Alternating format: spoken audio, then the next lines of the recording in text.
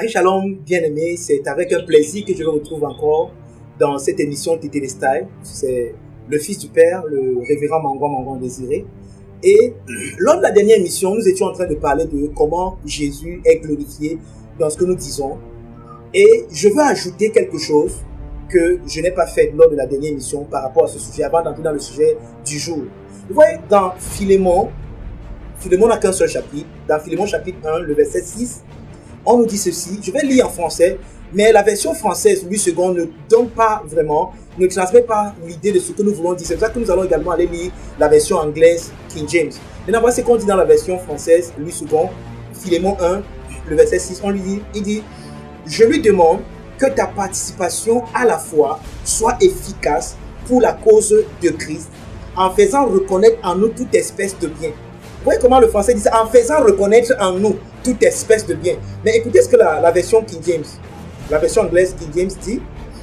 Il dit that the communication of thy faith may become effectual by the acknowledging of every good thing which is in Christ, which is in you in Christ Jesus. Je vais reprendre. That the communication of thy faith may become effectual by the acknowledging of every good thing which is in you in Christ Jesus. The acknowledging of every good thing which is in you in Christ Jesus. Par la reconnaissance de chaque bonne chose qui est en toi en Christ Jésus. Ça veut dire que Jésus est glorifié lorsque le langage ou bien la doctrine révèle toutes les bonnes choses en Christ en moi. C'est-à-dire qu'il y a une appartenance mutuelle. Je reconnais mutuellement que ce qui est en Christ est en moi, ce qui est en moi est en Christ. Parce que Christ et moi, nous sommes unis dans une union inséparable. Donc, ce qui est en Christ est en moi. Donc, lorsque Jésus disait que le Saint-Esprit prendra de ce qui est en moi et vous l'annoncera, il ne dit pas que le Saint-Esprit va prendre de ce qui est en moi et va vous annoncer pour que vous puissiez faire comme moi. Mais il va vous annoncer comme étant en vous. Ce qui est en moi est en vous. Donc, c'est ça. Voilà comment Jésus est glorifié. Lorsque dans l'annonce, lorsque dans le message, je reconnais que ce qui est en Christ est en moi, que ce qui est en moi est en Christ. Donc je reconnais que la bonté de Christ est en moi. Alors de la même manière que Christ est bon, je suis bon. Pas parce que j'essaie d'imiter la bonté de Christ, mais parce que je l'exprime simplement parce qu'elle est déjà en moi. Je n'essaie pas de l'imiter, c'est déjà en moi et je l'exprime simplement. Je reconnais que l'amour du Christ est en moi. Alors je n'essaie pas d'aimer, mais j'aime simplement comme Christ aime parce que son amour est en moi. Oui, c'est ça. Voilà comment Jésus est glorifié. Jésus est glorifié lorsque nous savons, nous reconnaissons que ce qui est en lui est en nous et que ce qui est en nous est en lui. Oui, j'ai l'habitude de dire ceci. C'est une demeure mutuelle dans laquelle Jésus nous présente dans son corps devant le Père et nous présentons Jésus dans notre corps dans ce monde. Vous comprenez ça? C'est une demeure mutuelle dans laquelle nous sommes en Christ dans son corps et Christ est en nous dans notre corps. L'amour du Christ est en moi. J'aime comme Christ, pas parce que je fais un effort de l'imiter, mais parce que j'exprime son amour. Je manifeste son amour. Alléluia. Donc, c'est la chose que je voulais ajouter avant qu'on entre dans le sujet du jour. Voilà, donc pour cette émission, nous allons parler de quelque chose encore de tellement spécifique. Donc, j'espère que ça vous aide. Le vocabulaire de Dieu, vous commencez à comprendre comment discerner que ce qui est dit vient de Dieu. 1. Nous avons parlé de la connaissance charnelle. 2. Nous avons parlé de l'humilité de Dieu. C'est-à-dire que celui qui parle de la part de Dieu ne parle pas de son propre chef. 3. Nous avons parlé de Jésus glorifié. Nous avons parlé de comment reconnaître, c'est-à-dire que savoir que ça vient de Dieu parce que Jésus est glorifié dans ce qui est dit. Ce qui est dit montre mutuellement que ce qui est en Christ est en moi, que ce qui est en moi est en Christ. Ça montre cette demeure mutuelle où je suis en Christ dans son corps et Christ est en moi dans mon corps. Maintenant, la chose que nous allons voir, le thème que nous allons voir aujourd'hui est tellement capital. En fait même, c'est ce que le divin, Saint Jean le divin, nous donne comme étant l'appareil de discernement pour reconnaître les vrais et les faux. Vous savez, à l'époque de Saint Jean le divin, juste entre l'an 40 et avant l'an 70, donc entre l'an 40 et 70 après Jésus-Christ, l'église de Dieu a été, surtout après le martyre de plusieurs disciples de Jésus, l'église de Dieu a été remplie de tellement de gnostiques qui avaient une connaissance bizarre et qu'ils étaient en train de transmettre. Et Saint Gnostique, par exemple, disait que Jésus-Christ n'était pas vraiment un homme. Jésus-Christ n'a pas paru en chair, mais Jésus-Christ a pris une chair, juste a fait semblant d'être un homme. Par exemple, et comme il n'était pas un homme, il n'a pas été crucifié. Donc, les Gnostiques ne croyaient pas au salut par la crucifixion, bien, ne croyaient pas en l'œuvre que Christ a accompli, parce que Christ pour eux n'était pas vraiment un homme. Christ n'est pas vraiment devenu un homme. C'est pour ça que Jean dit que ce que nous avons touché, nous m'avons touché. Jean dans son épître essaye de renverser la doctrine gnostique. Maintenant, pendant qu'il essaie donc de renverser cette doctrine gnostique, il nous donne l'appareil, le microscope. Jean nous donne le microscope avec lequel nous allons scruter, nous allons regarder pour savoir si ce qu'une personne dit est de Dieu ou n'est pas de Dieu. Allons simplement dans 1 Jean chapitre 4. Nous allons lire du verset 1 au verset 4. Si vous êtes là-bas, allons-y. 1 Jean chapitre 4, le verset 1 au verset 4. Bien-aimés, n'ajoutez pas foi à tout esprit. J'aimerais bien commencer à dire que le mot esprit ici ne parle pas d'une entité. C'est pour ça que dans une autre version, il va vous dire que n'acceptez pas toute doctrine. N'acceptez pas tout enseignement. C'est ce que Jean est ici en train de dire. Quand il dit n'ajoutez pas foi à tout esprit. Le mot esprit ici, ça parle de la doctrine, d'un enseignement. Quand Jésus dit par exemple que mes paroles sont esprit et vie. Donc dans mes paroles, il y a un enseignement, il y a la vie. Et dans l'enseignement, là, il y a la vie. Donc dans mes paroles, il y a un enseignement et il y a la vie. C'est ça que Jésus dit que mes paroles sont Nouma et Zoé. Donc dans mes paroles, parce que le principe Nouma, ce n'est pas une entité toujours. Nouma, c'est le souffle. Et ce qui se passe lorsqu'on parle, c'est qu'on transmet un enseignement, on transmet une doctrine. Donc lorsque le divin, Saint Jean le divin, il a un peu le nom de mon jumeau, le divin peut pas de gloire, que je salue en passant, qui regarde vraiment cette émission et qui partage dans sa page Facebook. Donc le divin Saint Jean ici nous dit, n'ajoutez pas foi à toute doctrine. N'acceptez pas, ne prenez pas pour payer comptant toute doctrine.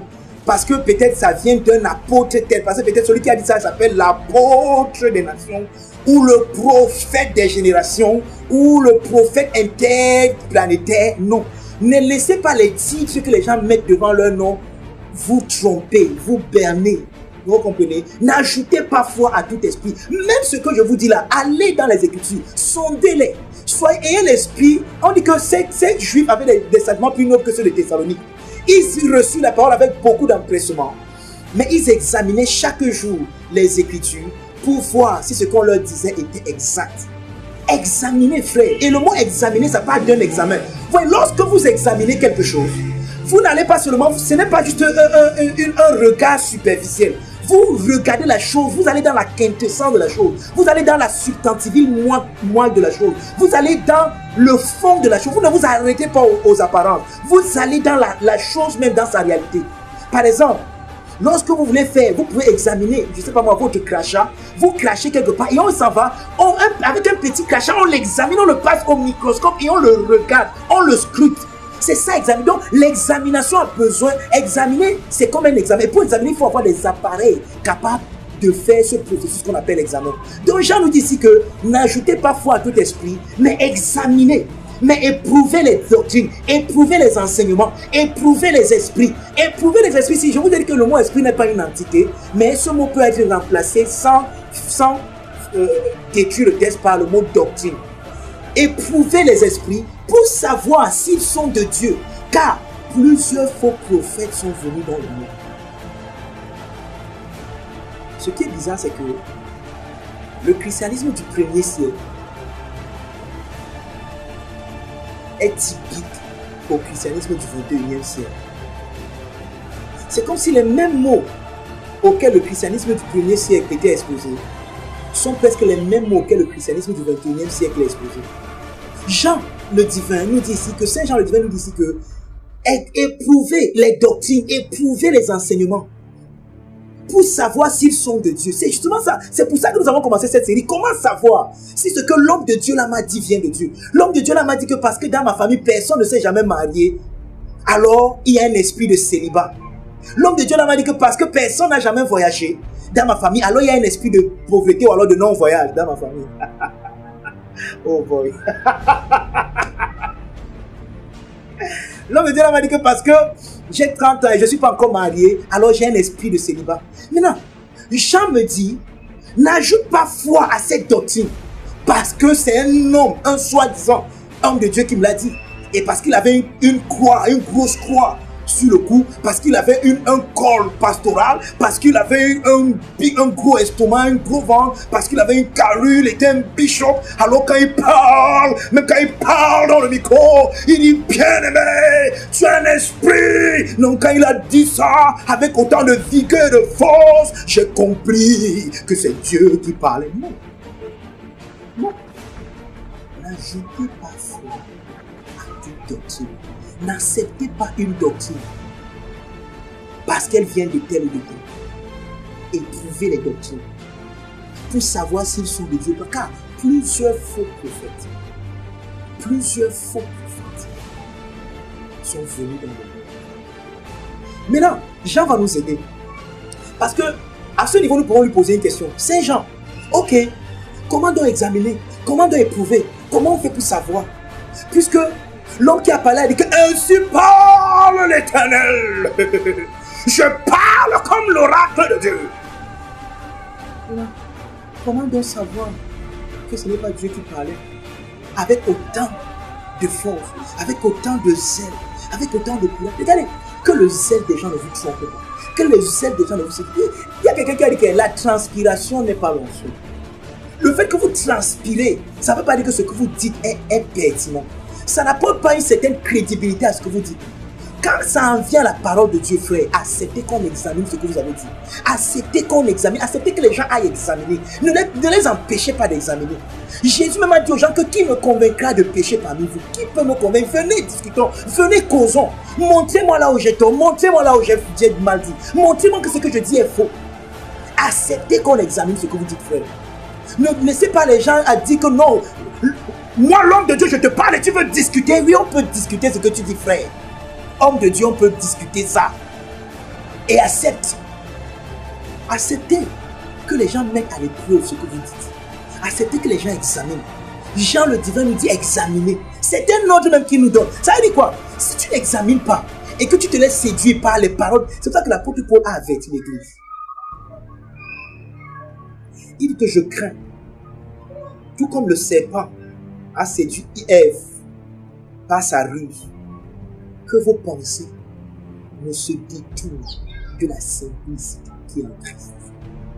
Paul dit je crains que vos pensées ne soient séduites de se détourner de la simplicité. Ouais, ce qui est en Christ est tellement simple que quand nous apportons cela, les gens disent ah, donc c'est trop simple. Donc tu veux dire que dans votre Christ, donc je n'ai plus besoin de prier pour me marier, je n'ai plus besoin de prier pour la guérison, je n'ai plus besoin de dire que Seigneur viens me guérir, oh Père descend, Seigneur descend, viens me guérir, Seigneur viens me toucher, Seigneur viens me faire ceci. Non, je suis entier en Christ, je suis complet en Christ, la vie divine est en moi.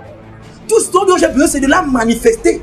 Et elle ne peut être manifestée que par le renouvellement de mon intelligence qui va apporter une transformation. Mais je n'ai plus besoin de demander à Dieu, Seigneur, viens me guérir. Dieu ne viendra pas te guérir. Je ne sais pas si ça te choque ce que je dis, mais frère, va examiner. Va examiner le Nouveau Testament. Ne laisse pas. Oui, plusieurs personnes vivent dans un autre faisceau horaire, dans un autre temps. Et c'est un peu comme si je suis au Cameroun, mais je veux vivre comme si j'étais au Canada ou bien à Dubaï. En ce moment, nous avons Dubaï à 3 heures d'avance sur nous. Donc s'il est 10 heures ici, il est déjà 13 heures là-bas. Mais comment il veut vivre à 10 heures au Cameroun comme s'il était 13 heures? Non, je dois vivre dans mon faisceau horaire, je dois vivre dans la zone du temps dans lequel je suis. Et la zone du temps dans laquelle nous sommes, c'est le Nouveau Testament, frère. Tout est accompli. Jésus a dit sur la croix, Tétélestai, tout est accompli. C'est même ça le nom de l'émission, tout est accompli, c'est fait. Je suis déjà guéri, c'est fait. Je suis déjà prospère, c'est fait. Je suis entier, rien ne m'a, rien ne brisé, c'est fait. Dieu ne le fera pas. Il n'y a rien que Dieu devait me donner qu'il ne m'a pas donné. Il n'y a rien que je devais avoir que je n'ai pas reçu. J'ai tout reçu. Mais si je ne manifeste pas encore le tout que j'ai reçu, c'est simplement parce qu'il faut que ça transite par le renouvellement de mon intelligence. Et ceci vient avec la parole que j'écoute, avec le message que je reçois. Alléluia. C'est clair. Vous devez le comprendre, frère. Vous devez l'intégrer. Acceptez qu'on examine ce que vous dites comme de la part de Dieu.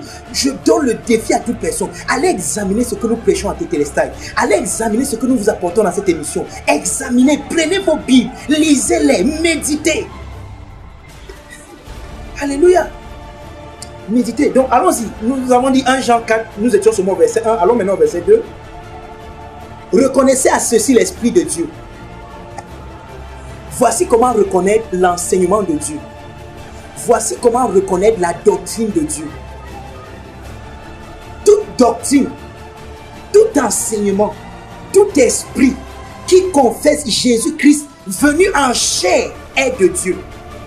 Donc, Jean ici nous donne l'appareil avec lequel nous devons reconnaître ce qui vient de Dieu, la doctrine qui vient de Dieu, l'enseignement qui vient de Dieu.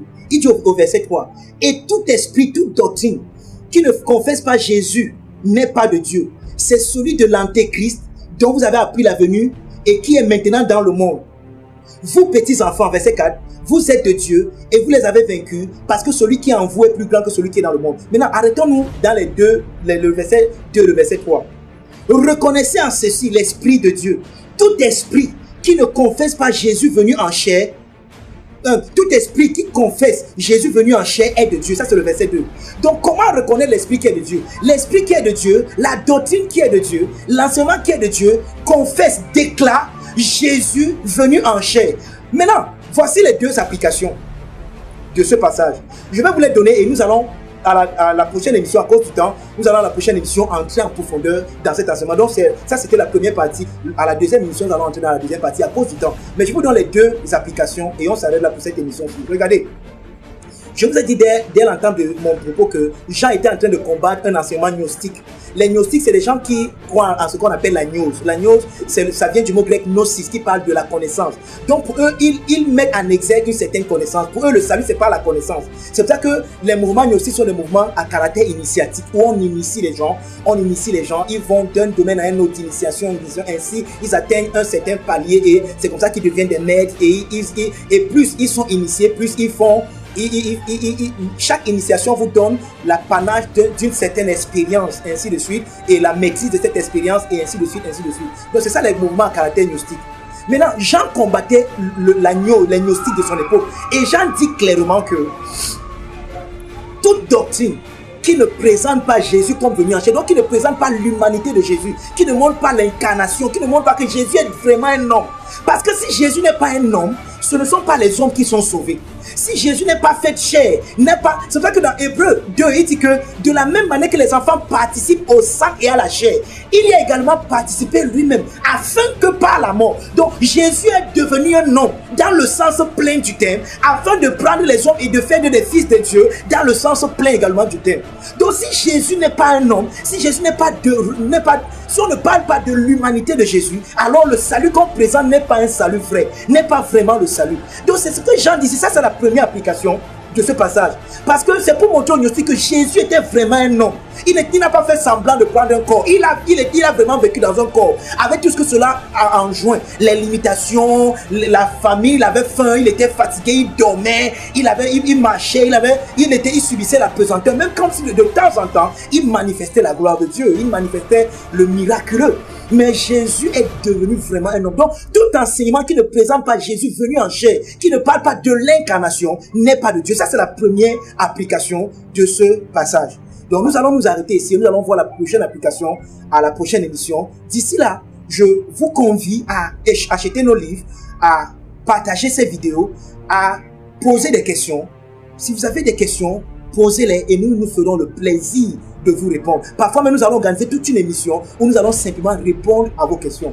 Vous êtes bénis de toute bénédiction et que personne ne vous dise le contraire. Reconnaissez la voix de Dieu, examinez-la, examinez tout ce qu'on vous dit. Vous êtes bénis. Kari Shalom.